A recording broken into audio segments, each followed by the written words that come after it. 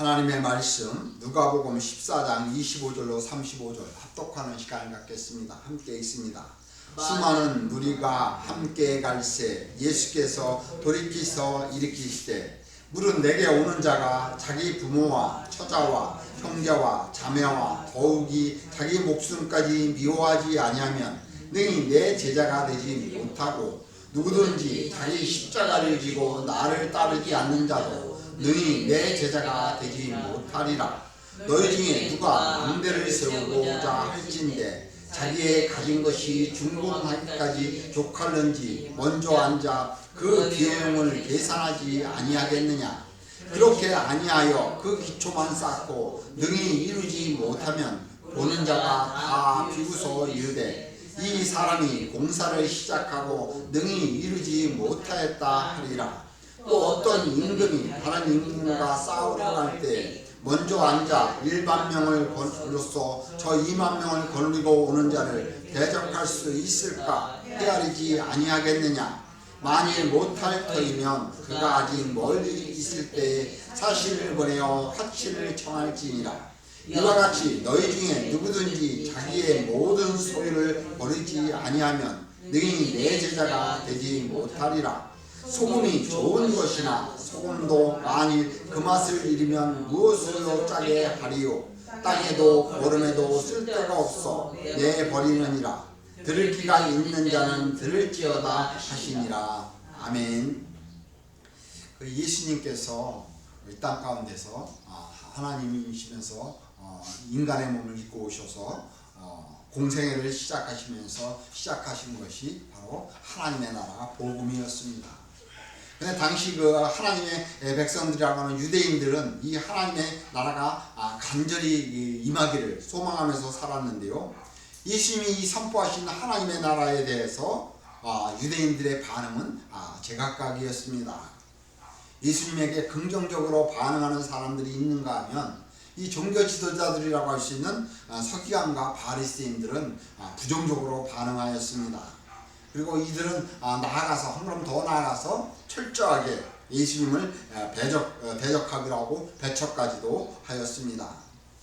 이를 요한복음 1장 10절부터 11절의 말씀을 보면 그가 세상에 계셨으며 세상은 그로 말미암아 지은 바 되었을 때, 그러니까 세상이 예수님으로 말미암아 지었는데 세상이 그를 알지 못하였고 자기 땅에 오매 자기 백성이 영접지 아니하였다라고 말씀하는 모습을 보게 됩니다.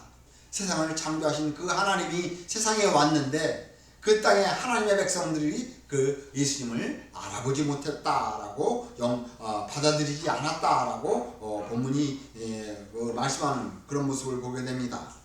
우리가 오늘 읽었던 이 본문은 예수님께서 이 하나님의 나라의 복음을 하나님의 백성들에게 전하면서 전하기 시작하는 것이 갈릴리였는데요.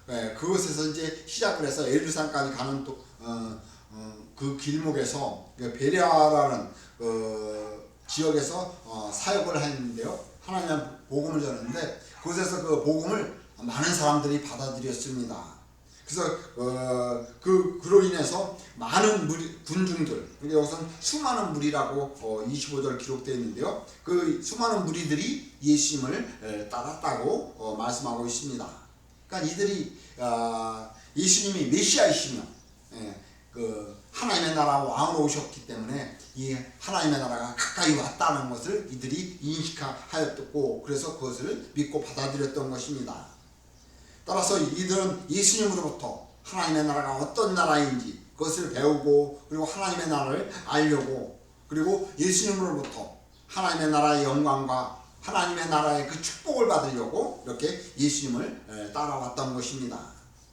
근데 이 따라온 많은 사람들 가운데 우리도 그런 얘기가 있지 않습니까? 남 따라 장에 간다고 여기서 온 사람들도 예수님이 어떤 분이신지 그분이 하나님의 나라가 어떤 나라인지 명확하게 알지 못하고 그냥 단순히 자기들이 지금 로마의 압제를 받고 있으니까 우리를 해방시켜줄 그런 메시아일 것이다 라고 생각해서 그래서 그 나라에 가면 우리가 하나님의 나라에 복을 받지 않을까 라고 단순히 이런 생각만 가지고 따라온 사람도 있었다는 것입니다.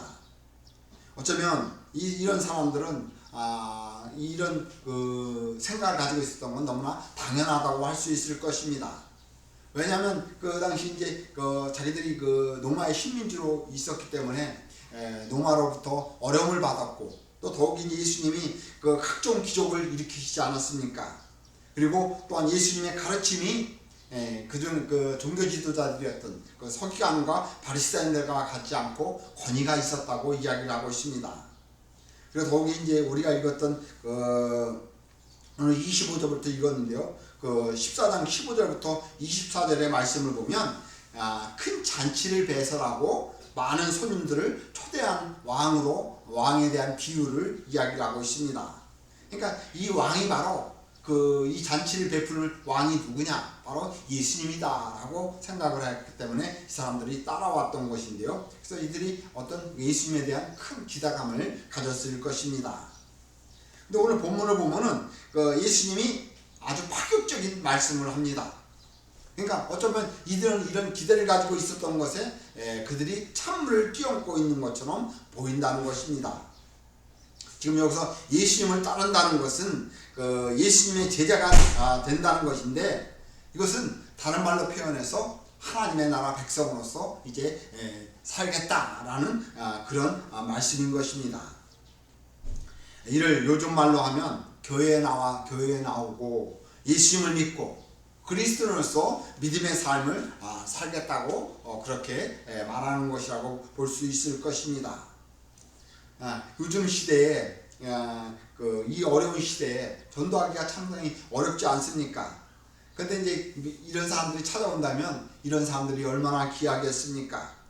전도도 하지 않은데 스스로 교회에 나와서 예수님을 믿고 하나님의 나라 백성으로서 믿음의 삶을 살게 한다면 이를 누가 마다하겠습니까? 근데 오늘 본문을 보면 예수님은 우리의 이런 기대를 저버리게 하는, 그들의 어떤 생각을 꺾는 그런 모습이라고 26절, 27절을 보면 그렇게 말씀하고 있습니다. 예수님은 이들에게 이대가 되는 조건을 지금 제자가 되는 조건을 제시하고 있는데요. 그 말씀이 너무 파격적이라 마치 이들에게 예수님의 제자가 되지 말라고 하는 그런 말씀인 것처럼 보인다는 것입니다. 먼저 26절에서 보면 물은 내게 오는 자가 자기 부모와 처자와 형제와 자매와 더욱 자기 목숨까지 미워하지 않으면 능히 내 제자가 되지 못하고 라고 말씀하고 있는데요. 예수님께서 먼저 제자가 되는 조건이 무엇이냐라고 이야기를 하고 있는데요. 자기 부모와 처자 그리고 형제, 자매, 나아가 자기 목숨까지 미워해야 예수님의 제자가 될 수 있다고 말씀하는 모습을 보게 됩니다. 여기서 이제 이 미워하지 아니하면이라고 나와 있는데요. 이 미워한다는 말은 무관심하다 또는 증오하다라는 그런 의미입니다. 근데 왜 예수님이 이렇게 이런 것들을 부모와 형제와 형제자매 이런 자기 목숨까지 미워하라고 지금 말씀하겠습니까? 우리가 잘 알고 있듯이 10계명 중 제5계명을 보면 내 부모를 공경하라 라고 말씀하고 있습니다. 근데 지금 왜 예수님은 지금 부모를 미워하라, 나 첫자 형제자매까지 미워하라고 지금 말씀하고 있는 모습을 보게 됩니다. 한마디로 왜 가족들까지도 예수님의 제자가 되기 위해서는 미워하라 라고 말씀하는가 하는 것입니다. 더욱이 마가복음 8장 36절에서 말씀을 보면 온 창을 얻고도 목숨을 잃으면 무엇이 유익하요 라고 목숨이 천하보다 더 귀하다고 말씀하고 있는데, 여기서 보면 목숨까지 미워하라 라고 말씀하는 그런 모습을 보게 됩니다.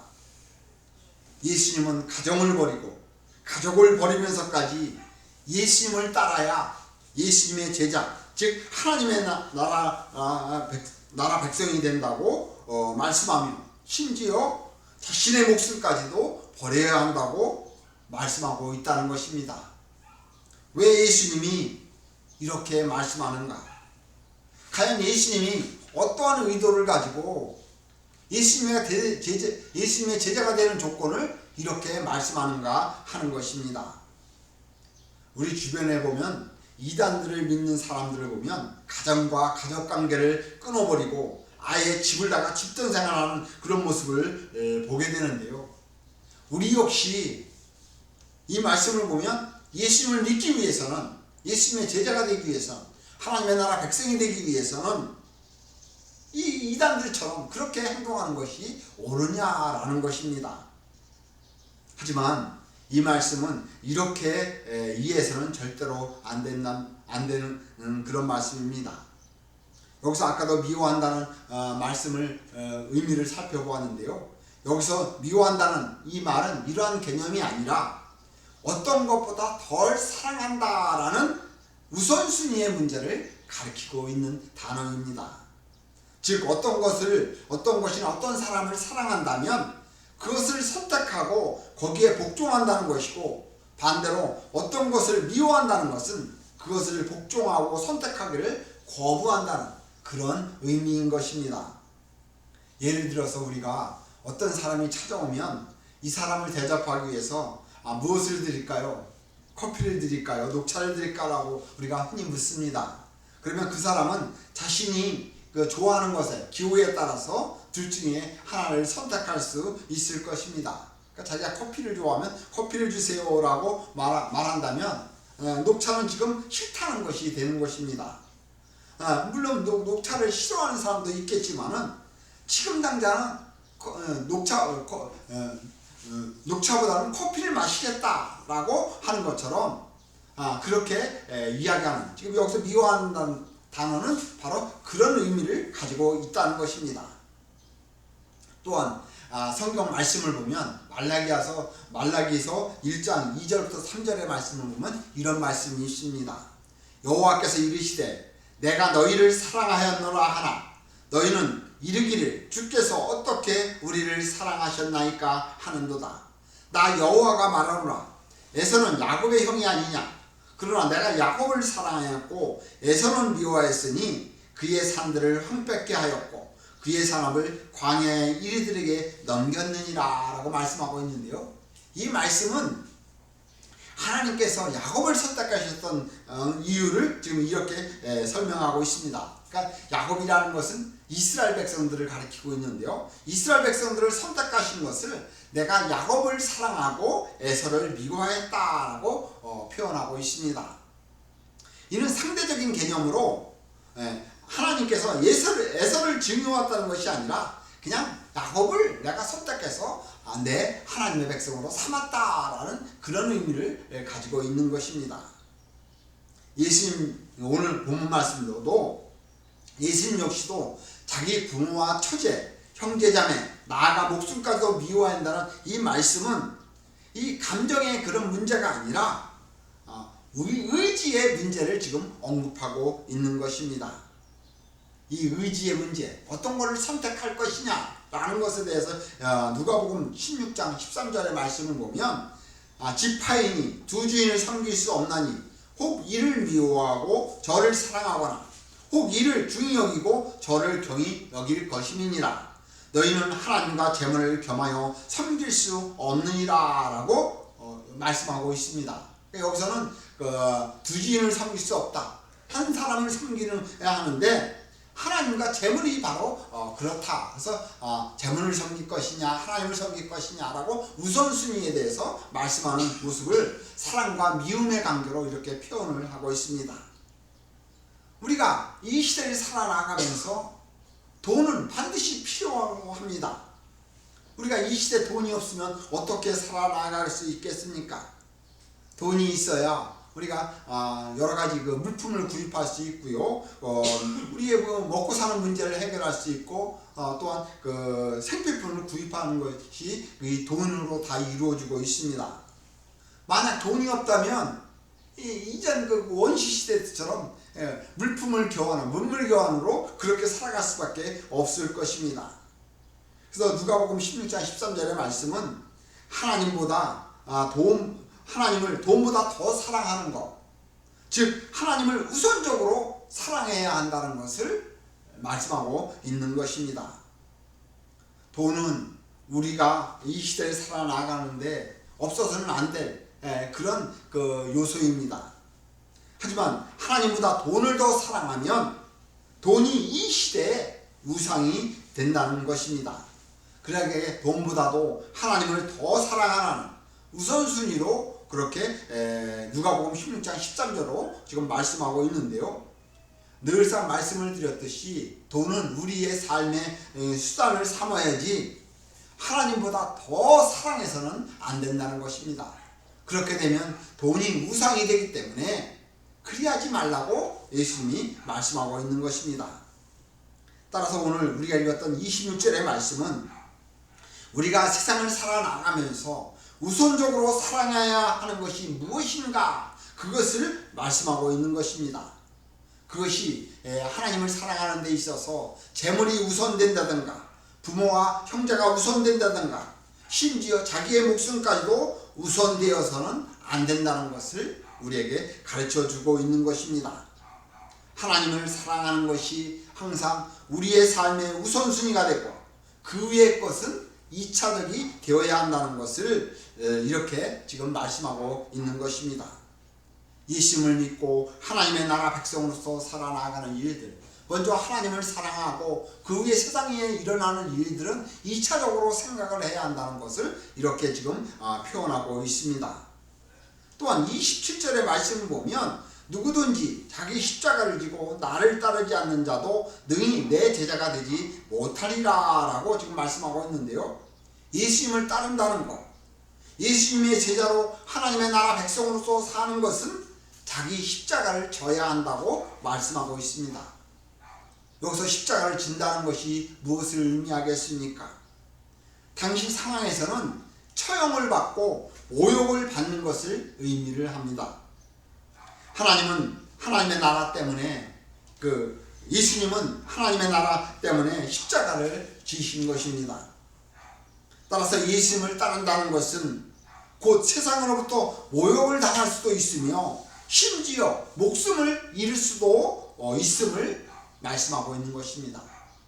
그러니까 우리가 예수님을 믿고 하나님의 나라 백성으로 이 땅 가운데 살아나가는 일들, 어떤 어려움도 있을 수도 있고 자칫하면 목숨을 잃을 수도 있다고 말씀하고 있는 것입니다. 왜 그런가 하면 요한복음 15장 19절의 말씀을 보면 너희가 세상에 속하였으면 세상이 자기 것을 사랑할 것이나 너희는 세상에 속한 자가 아니요 도리어 내가 너희를 세상에서 택하였기 때문에 세상이 너를 미워하느니라 라고 말씀하고 있습니다. 우리가 하나님의 나라 백성이 되었기 때문에 세상이 우리를 미워하기 때문에 우리가 세상 가운데서 모욕을 당하고 목숨을 잃을 수도 있다고 말씀하고 있는 것입니다. 따라서 예수님을 따르는 일, 즉 예수님의 제자로 살아나가는 일, 하나님의 나라 백성으로서 믿음의 삶을 살아나가는 일, 그 일은 죽음에 이르기까지 자기를 포기하는 일이며 자기가 굴복되어야 그것을 감수하는 일이라고 예수님이 말씀하고 있는 것입니다. 이는 단순히 개인적인 차원의 모욕뿐만 아니라 공공연한 그 치욕으로 상징되었던 십자가를 달리는 일까지 생각하고 예수님을 따라야 한다는 것을 예수님이 말씀하고 있는 것입니다. 예수님의 이러한 요구는 예수님을 따르는 것이 사람들의 생각하는 이상과는 달리 고난을 감수해야 하고 심지어 목숨까지도 잃을 수 있는 위험한 일이라고, 그래도 과연 예수님을 따를 수 있느냐라고 많은 모여있던 수많은 무리들에게 그렇게 말씀하고 있는 것입니다. 너희들이 그런 각오를 가지고 지금 나를 따르려고 하느냐라고 그들에게 도전을 던져주고 있는 그런 말씀인 것입니다. 예수님의 제자가 된다는 것, 즉 하나님의 나라 백성으로서 하나님의 나라의 생명을 산다는 것은 이렇게 자기의 전적인 부인과 예수님을 사랑, 예수님을 향한, 하나님을 향한 100%의 사랑, 그리고 핍박을 받을지 모르는 그런 상황을 전제하고 있는 것입니다. 예수를 믿고 하나님의 나라 백성으로서 이 땅 가운데 살아나가는 일들, 우리의 앞날이 장밋빛 인생이 우리를 기다리고 있는 것이 아니라는 사실입니다. 저희가 신학교 졸업할 때 마지막 졸업 예배를 드릴 때 저희 교수님이 그런 이야기를 합니다. 여러분들은 지금 신학교에서 훈련받고 나가면 장밋빛 인생이 기다리고 있는 것이 아니라 새로운 시작이다 하고 말하고 있습니다. 말씀하던 모습이 생각이 납니다. 우리가 하나님을 믿는 일들이 그리하다는 것입니다. 하나님을 믿는 일이 우리가 무슨 축복을 받고 그렇게 세상 것을 누리며 살아나 그런 축복이 우리가 앞에 널 펼쳐져 있다고 예수님이 말씀하고 있지 않다는 것입니다. 우리가 교회에 나오는 목적이 무엇입니까? 왜 하나님을 믿고 하나님을 경외하며 살아나가고 있습니까? 지금 이 말씀에서 보면 우리가 하나님의 축복을 받고 하나님의 축복을 위해서 하나님을 믿고 있는 그런 일들에 찬물을 끼얹는 그런 모습이라고 볼 수 있습니다. 제가 처음 예수님을 믿을 때 저 역시 이런 생각을 가지고 있었습니다. 예수님을 믿으면 하나님의 축복을 받고 그로 인해서 세상 가운데서 떵떵거리며 살지 않을까라고 예수님을 믿고 믿었는데 참 예수님을 믿는 순간부터 고난과 환난이 저의 삶을 지배를 하고 있었습니다. 그래서 늘 궁금했던 것이 왜 내가 예수님을 잘 믿는데 하나님을 믿고 충성을 다하는데 왜 하나님의 축복은 없고 왜 이렇게 어렵고 힘들게 사는가? 저는 그때 솔직히 그 마음의 갈등이 참 많았습니다. 그래서 왜 예수를 믿는데 이런 삶을 살아나가는가? 이렇다면 내가 굳이 하나님을 믿어야 하는가라는 생각까지 하였는데요. 그런데 누가복음 9장 23절부터 24절의 말씀을 보면 또 무리에게 이르시되 아무든지 나를 따라오려거든 자기를 부인하고 날마다 제 십자가를 지고 나를 따를 것이니 라고 말씀하고 있는데요. 거기서 보면 24절에서 누구든지 제 목숨을 구원하고자 하면 잃을 것이요 누구든지 나를 위하여 제 목숨을 잃으면 구원하리라 라고 말씀하는 모습을 보게 됩니다. 그러니까 예수님을 따르는 일은 자기를 부인하고 자기의 십자가를 지는 일인데 자기 목숨을 구원하고자 않으면 잃게 된다라고 말씀하고 있습니다. 그리고 오히려 예수님을 따르면 제 목숨을 구원을 얻는다고 역설적으로 예수님이 말씀하는 그런 모습을 보게 됩니다. 또한 빌립보서 3장 10절부터 11절의 말씀을 보면 내가 그리스도와 그 부활의 권능과 그 고난에 참여함을 알고자 하여 그의 죽으심을 본받아 어떻게 했었는지 죽은 자 가운데서 부활에 이르려 하노니라고 사도 바울이 말씀하고 있는데요. 이 말씀은 죽음은 부활은 죽어야만이 부활할 수가 있는 거예요. 그러하듯이 우리 역시 예수 그리스도 안에 있는 그 구원의 생명을 얻고자 한다면 예수님의 제자가 되어야 돼. 근데 예수님의 제자가 된다는 거 자기 목숨을 내놓고 가는 일이라고 이야기를 하고 있는 것이 하나님의 나라 백성으로서 사는 삶은 반드시 예수 그리스도의 그 본을 쫓는 그 십자가를 지는 그런 삶을 살아야 한다고 말씀하고 있는 것이 예수님의 생애를 한번 보십시오. 예수님은 이 땅 가운데 십자가에 죽으시려고 이 땅 가운데 오신 것이 이 십자가에서 죽는 일 과연 내가 목숨까지 내어놓고 하나님의 뜻에 온전히 순종할 수 있느냐라는 어떻게 보면 시험이라고 할 수 있는 것이 하나님의 뜻에 예수님이 죽기까지 순종할 수 있는가?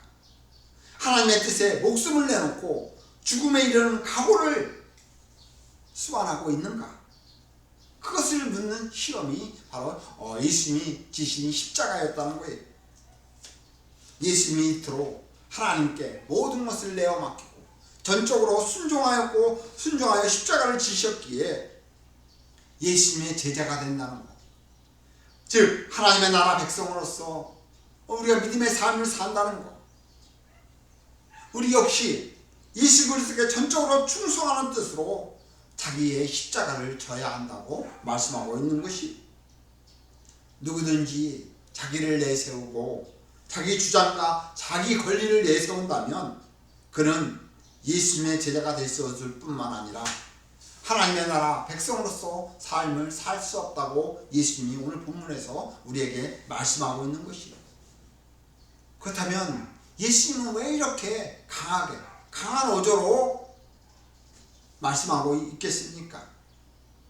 바로 새로운 시대가 도래하였기 때문인 것이에요. 다시 말해서 그동안 질서에 의한 세상에 하나님의 나라가 임하여 왔기 때문인 것이에요.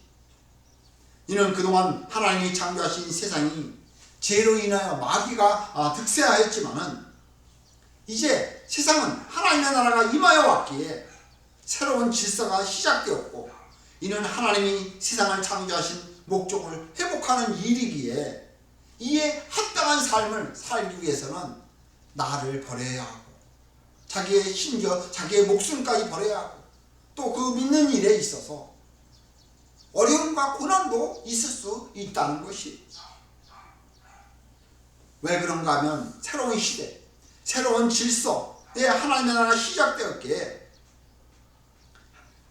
이제 하나님의 백성들은 하나님의 다스림과 통치 가운데 나아가야 하기 때문에 이런 일들이 발생을 한다는 것이.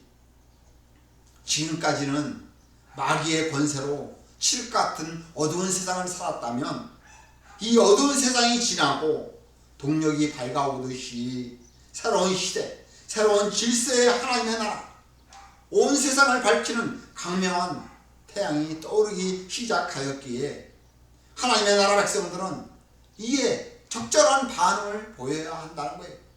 나를 부인해야 되고 심지어 목숨까지 내오는 그런 일들 가운데로 나가야 한다는 것이.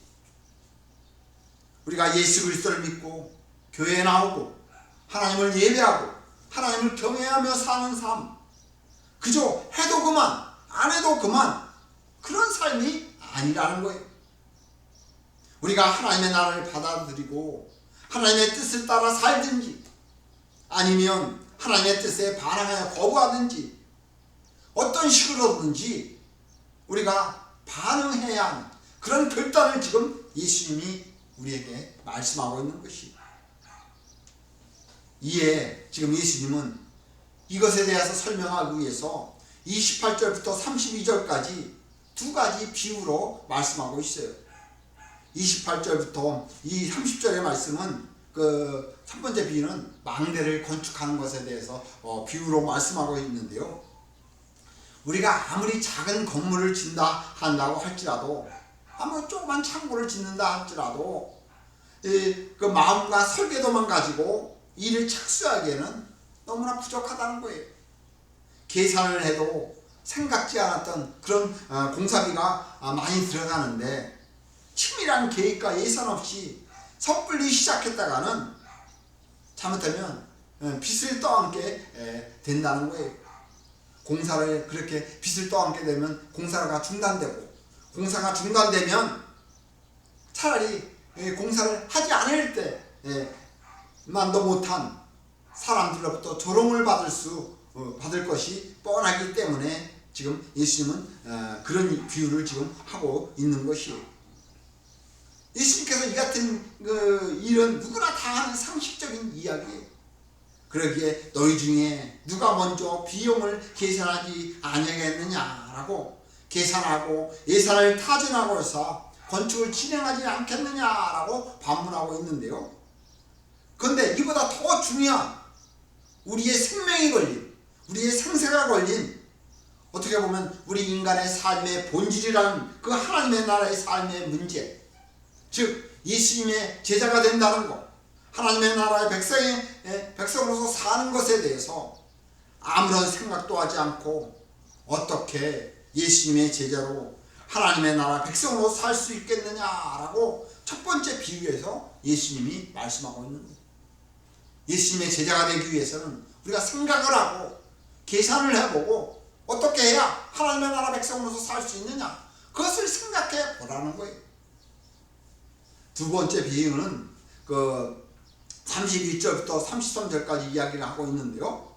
그 첫 번째 비유와 유사한 교훈이지만 한층 발전된 의미를 지니는 왕에 대한, 임금에 대한 비유를 지금 하고 있는데요.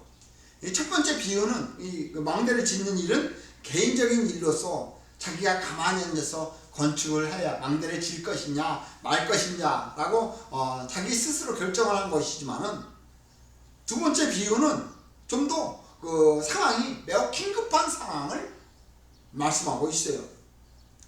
평화롭게 있는 나라에 그 나라보다 두 배의 군사력을 가진 그 왕이 쳐들어오는 것이, 가만히 앉아서 적군이 쳐들어왔는데 가만히 앉아서 차일패를 미룰 수 있는 그런 상황이 아닌 것이, 특히 이 일은 국가적인 일이기 때문에 그 전쟁에 대한 결정은 훨씬 더 신중히 해야 하는 것이, 전쟁과 같은 큰 일에 그것에서 깊이 생각하지 않고 그냥 쉽게 생각해서는 안 될 그런 문제라는 것이, 이길 수 없다면 빨리 가서 타협을 해야 한다는 것이, 근데 그 일이 결정이 빨리 해야 한다는 시급성을 지금 이야기를 하고 있어요.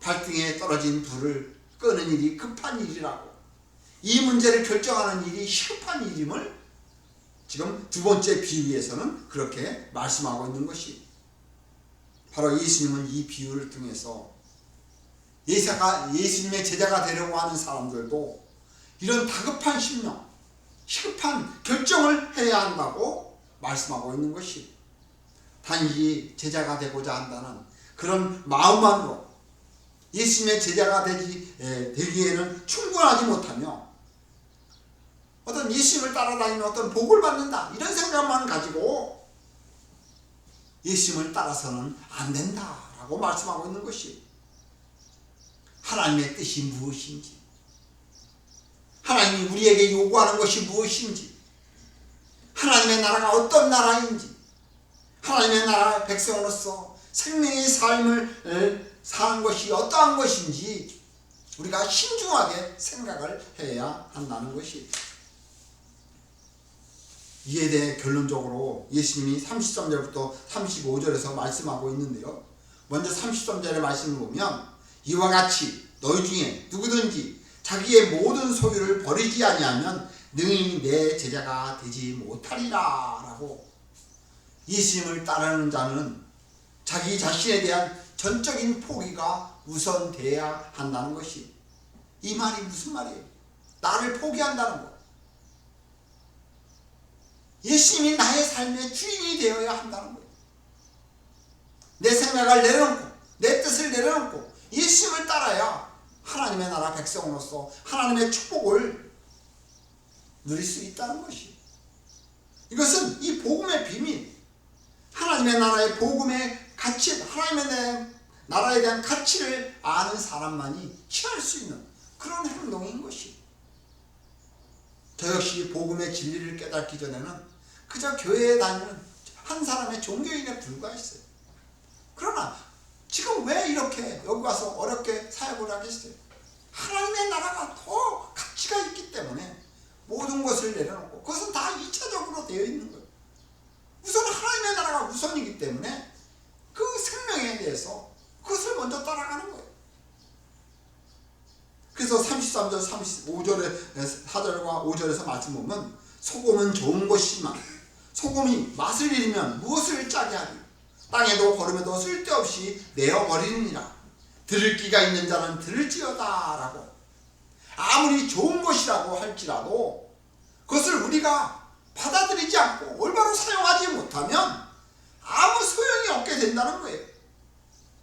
예수님의 제자가 된다는 거, 하나님을 믿고 하나님의 나라 백성으로서 믿음의 삶을 살아나간다는 것, 이 하나님의 나라에 대한 가치를 모르면, 그것을 가치를 모르고 그 믿음의 삶을 살지 않으면 그냥 우리도 역시 종교인의 삶에 불과한 것이, 하나님의 나라의 백성으로서 믿음의 삶을 살아나가는 것은 하나님의 나라가 어떤 나라인지, 예수님이 누구신지 그것에 대한 명확한 지식이 바탕이 되고, 그래서 그것이 기초가 되어서 믿음의 삶을 살아야 한다는 것을 말씀하고 있는 것이, 예수님의 제자가 되는 것 또한 예수님의 제자가 된다는 것. 하나님의 나라 백성으로서 살아가는 삶이 그냥 덤벙덤벙 대강대강 그렇게 사는 삶이 아니라는 것. 결코 만만한 삶이 아닌 것이. 아까 요한복음 말씀에서 보듯이 우리는 세상에 속하지 않았기 때문에 세상이 우리를 가만두지 않아요. 우리에게 늘 세상으로부터 어려움을 겪게 되어 있어요. 이런 각오도 없이 믿음의 삶을 산다고 하는 것, 예수님의 제자가 한다는 것, 그것이 힘들다고 한다면 예수님께서는 일찌감치 포기하라고 말씀하고 있는 것이. 이런 말을 하면 이 목사로서 좀 안 좋은 이야기지만 오늘 본문이 그것을 우리에게 가르쳐주고 있어요. 공연히 나중에 중도에서 포기하면 괜히 초록감이 되지 말라고 그렇게 말씀하고 있는 거예요. 그러나 이 말씀을 또 곰곰이 생각해보면 예수님을 따르는 길이 우리가 인생의 본분이기 때문에 자기를 포기하고 하나님의 뜻을 따라 하나님의 나라 백성으로서 믿음의 삶을 살아야 한다는 것을 예수님이 강조하고 있다고도 할 수 있는 말씀인 것이. 제가 처음 예수님을 믿으면서 생각했던 것이 기왕 한번 그 교회 다니고 하나님을 믿는다고 결심을 했다면 한번 열심히 잘 믿어보자 라고 생각을 했어요. 우리 속담에 그리하지 않습니까? 남자가 칼을 뽑으면 썩은 호박이라도 한번 내려쳐야 되지 않느냐라고. 기왕 예수님을 믿는다고 결단을 했다면 예수님이 누구신지, 예수님이 나에게 어떤 분이신지, 그 예수님이 나에게 어떤 일을 행하셨기에 내가 예수님을 믿어야 하는지. 그래서 저는 주어진 여건에서 최선을 다하면서 여기까지 왔어요. 아직 제가 제 믿음의 종착점이 도달하지는 않았지만은 저는 이 성경 말씀을 통해서 하나님의 나라가 어떤 나라인지 그 가치를 알기에 세상에 되어지는 일들은 부수적인 것들이에요. 세상을 살아나가는 삶의 수단일 뿐이지 나의 진정한 삶의 목표는 하나님의 나라예요. 그것을 알기에 이렇게 모든 것을 내려놓고 하나님의 뜻을 쫓아 믿음의 삶을 살아나가는 일인 것이에요. 저의 이 믿음의 삶은 주님이 오시는 그날까지, 아니 죽음이 오는 그 순간까지 하나님의 나라 백성으로서 하나님의 뜻을 추구하며 최선을 다하며 살 것이. 우리 역시도 믿음의 삶을 살아나가는 일, 그래야 하는 것이 올바른 믿음의 삶이 아닌가. 저는 목회자로서 이런 권면을 드리고 싶어요. 우리가 기왕 믿음의 삶을 산다고 교회에 나오고 하나님의 말씀을 들은다면 하나님의 나라 백성답게 세상에서 어려운 일들이 분명히 있을 거예요. 그러나 그런 것들은 하나님의 나라 백성으로서 되었다는 증거가 되기 때문에 우리가 삶에서 하나님의 나라에 대한 그 복음의 진리를 깨닫고 그 나라를 소망하면서 믿음의 삶을 살아나가는 일이 우리의 그 믿음의 삶이 되어야 하지 않겠는가. 오늘 본문은 우리에게 예수님을 따르는 일, 즉 하나님의 나라 백성으로서 사는 삶은 단순히 그냥 교회만 나오고 그것으로 만족해서는 안 되고 하나님이 어떤 분이신지, 하나님의 나라가 어떤 나라인지 이에 대한 복음의 진리를 깨닫고 이에 대한 명확한 지식과 이해를 바탕에 서서 믿음의 삶을 살아나가야 우리가 참되고 올바른 그런 하나님의 나라 백성으로서 이 땅 가운데서 하나님의 축복을 누리며 살아나갈 수 있음을 우리에게 말씀한 그런 말씀이라고 할 수 있을 것이. 따라서 우리는 이 진리를 깨닫고 이 시대 가운데 참되고 올바른 그런 하나님의 나라 백성으로서 하나님의 축복을 누리며 살아나가는 우리 모두가 되시기를 예수님의 이름으로 간절히 축원을 드리겠습니다. 기도하겠습니다.